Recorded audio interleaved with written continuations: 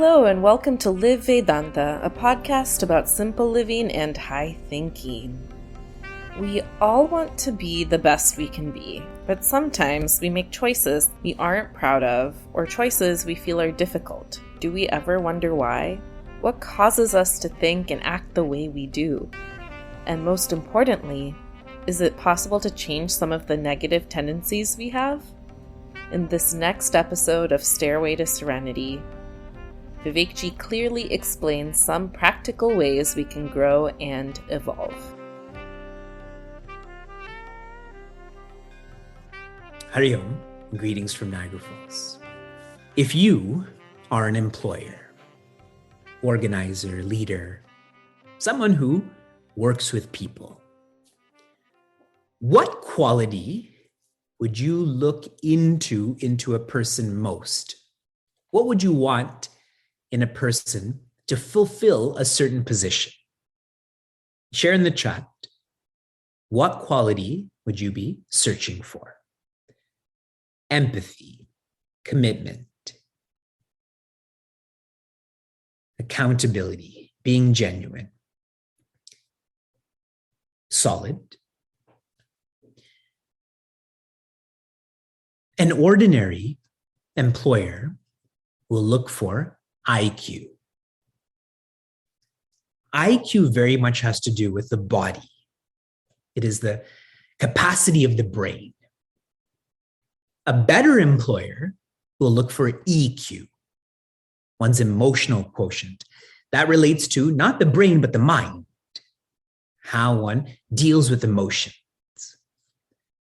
The best employer will be searching for SQ. That relates to the intellect.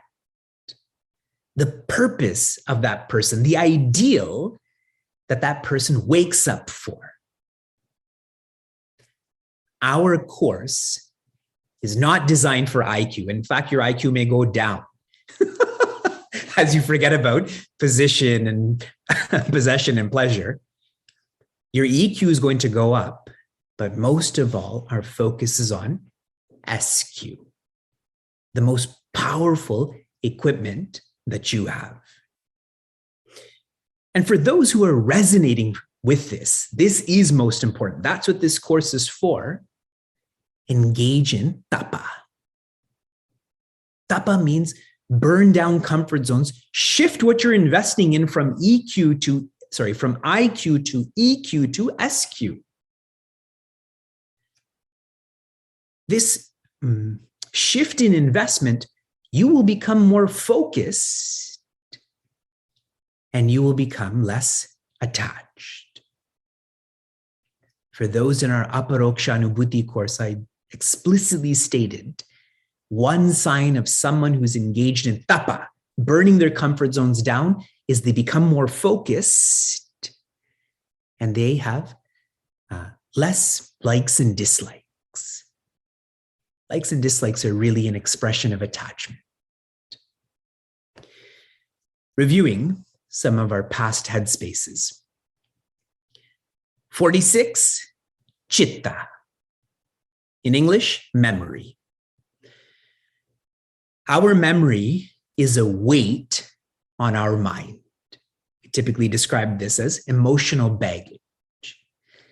That baggage becomes heavier when we are disorganized. I had a bad experience. Now that it's carrying with me to the present, this experience is going to be bad. The next one's probably going to be bad. But if someone's organized, they just have a better experience. And see the beauty of this. The more organized you are, the less regrets you have. You've tried your best. What else could you do? And if you have less regrets, you'll have less anxieties. You're not afraid of the future because the past wasn't bad.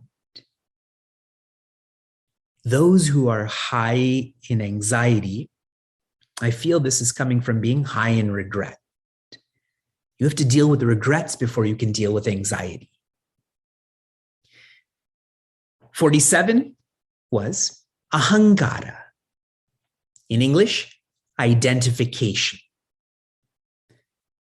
The ego identifies with the equipments, then the equipments create experiences. And the vision of yoga is to balance the equipments. You balance the body through asana. You balance the breath through pranayama, etc. When all of your equipments are balanced, body, breath, mind, intellect, it blocks the ego. Please make that association. When the equipments are balanced, the ego's blocked. It's like those equipments come together, so the ego can't penetrate that. There's nothing for the ego to identify with then. You know, all those awesome cartoons where multiple machines come together to make an awesome machine like Transformers and Voltron. That's what Ashtanga yoga is. You become so powerful, your equipments, that the ego can't identify with them. 48, Indriya. In Sanskrit, it is senses. The more we try to create happiness with our senses, the more time we waste. How many of you had a busy day today? By show of hands. Visualize that I gave you 3 extra hours today. That doesn't mean you missed class. Nothing to read, don't listen to anything. If I gave you 3 hours extra today, would you appreciate that gift? I think all of us would. I'm giving it to you. Don't try to create happiness with the senses. That's a waste of time. Which is why in Bhagavad Gita, what awesome creature is brought up in chapter 2. Come on, you have this. The enlightened person is like a tortoise. They are in charge of their senses, not the other way around. For all of your living spaces, you should have a turtle right outside your living space or right at the entrance of your living space to remind you when you come in here, your senses should come in too. That's why we even take our shoes off. These are all ways to remind us to be more inward looking. So when I start to travel, I'm going to be looking for your tortoise, okay? And let that be from natural materials. Don't get a plastic turtle. What's the point? Then that was 48. 49 is upadhi. Upadhi in English is tool. Now, simple reflections around this. If upadhi is a tool, that means you are different from that upadhi. Yes? This is a writing tool. I am different from it. If upadhi is tool, that tool has a purpose.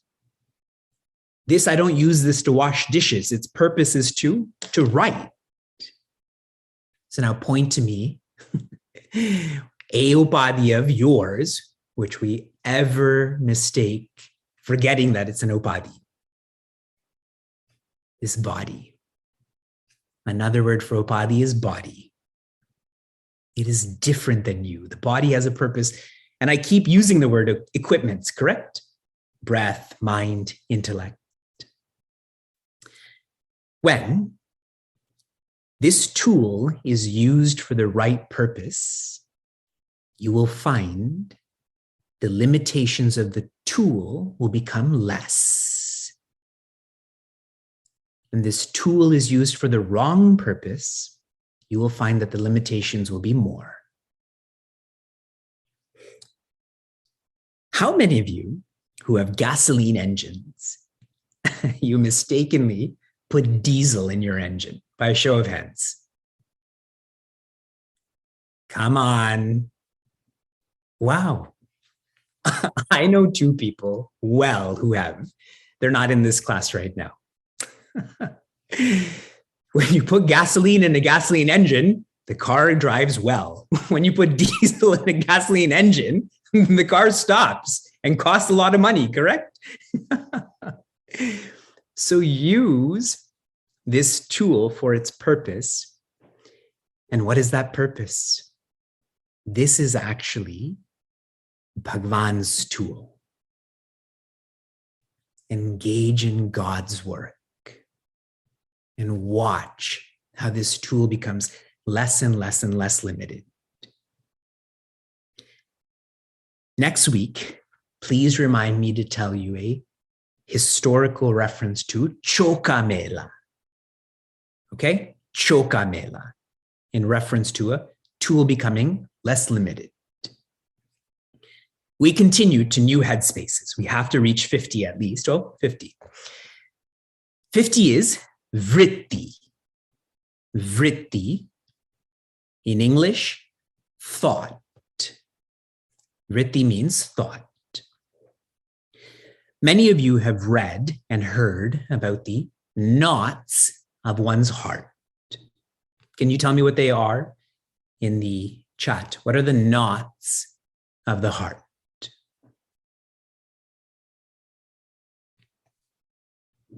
Avidya is one. Then what comes?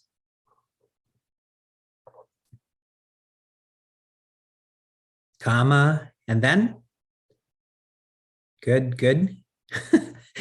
Krodha works too, but the answer is karma. Avidya means a sense of incompleteness that manifests as kama or desires. And then the correct answer is karma. When you have so many desires, you have to act. Or with so many desires, you feel angry. That works too. The piece that is missing from this technical framework is thoughts. My sense of incompleteness expresses as desires, desires express as thoughts. If you think about what you experience the most, if you can rewind today, it is your thoughts. It is not what your hands felt. It was not the number of breaths you took. It was your thoughts. I had read somewhere that we have 60,000 thoughts a day. That is an intense number of thoughts. And for those whose minds are not quiet, it's much more than that. Our thoughts are one of the most powerful facets of creation and definitely of you. Think about this logically. Before you create anything, suppose you're going to cook a dish afterwards. Before you cook it, you think it, correct? The thought precedes creation. And suppose it's burnt and you're just going to put it into the compost. The thought precedes destruction. So we give so much emphasis on creation and destruction, not realizing it's the thoughts that are facilitating all of that. And that is why I had shared a practice and emphasized the practice of japa. Japa is meaningful repetition. It is where you are directing your thoughts. Now you all know, I hope, how powerful they are. Make sure you're directing them. When you practice japa, you are helping your mind be a manager instead of an interpreter. The extrovert mind, what is it always doing? Interpreting. I like this. I don't like this. What is the mind supposed to do? Manage. What the body gives, the mind is to manage that and give it to the intellect to make decisions. But when my thoughts are wild, no decisions get made. And whatever decisions get made tend to be wrong decisions. Understand what is the role of thoughts in your life, and japa will become that much more beautiful, relevant. I'm giving you a sneak preview into our challenge, which is going to start on April 10th. Yesterday, my mind was wild. From April 10th to Vijayadashmi, and I don't have that exact date written down right now. Actually, I do. It's October 5th. Our community is going to engage in japa 10 million times. When I met with our team, they're like, yeah, 1.5 million, 2 million. And I was like, I don't like those numbers. 10 million. We are all going to write Om Ramaya Namaha 10 million times as a community. Yes? Get ready. Start exercising your hands. I'm depending on some of you to do more than 108 a day to make up for those who are typing it out. They just copy, paste, copy, paste, copy, paste. This is all going to be physical writing, okay? So more details about that will be shared. 51, vasana. 51 is vasana. Typically, this is defined as blueprint. We're going to change this to just print. Vasana is print. The reason for that is a blueprint always tends to be external. And the vasana is the least external. So in English, vasana means print. Some insights into this. Everything we do in a conscious state, that has an impact on our subconscious. Agreed? Psychologically, the conscious impacts the subconscious. Yes? If you watch television shows about unicorns all day tomorrow, you will dream about unicorns. That is your bonus rad, is to immerse yourself in unicorns. It's conscious, it's drifting into your subconscious, but now we have to go deeper. The subconscious impacts our unconscious. The unconscious is our vasana, our print. And now connecting this with vrittis, the print expresses as desires and thoughts, that is subconscious, which expresses as words and actions, which is conscious. The import of what I'm trying to share is you are not your actions. You are your print. Those actions are only coming because of that print. There's a seeker here who has twins. They're not identical twins, but she has twins, and they're such different personalities. I know them fairly well. And my point here is that their context is the same parents, same cities, so much sameness, but those kids just have different prints. Yes, that's who they are. That's who we are. Our past has formed who we are in the present. Our present is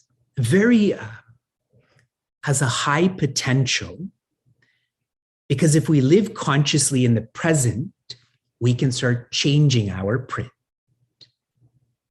That's why I keep sharing, stop wasting resources, time, effort. Otherwise, that past is going to carry on. Let me make this lighter. If you always did what you always do, you will always get what you always what? What you always got, yes? I believe it's Einstein who has shared the definition of insanity is doing the same actions and expecting different results. If my past has made my present, but I don't do anything different in the present, that means my past is just going to stay with me. Live consciously. In the language of Bhagavad Gita, intentionally and substitutingly. That's a real word, okay? Sometimes when I think of these words, I question whether they're real words, but it is. Substitutingly, which means whatever you want to change about yourself, you have to practice the opposite. You substitute negative vasanas with positive ones, yes. I have habits of indiscipline. I need to practice habits of discipline. One of you wrote in the chat nicely, how do you be stronger than pressure? Do what makes you anxious. If you don't do it, that anxiety will be fermented.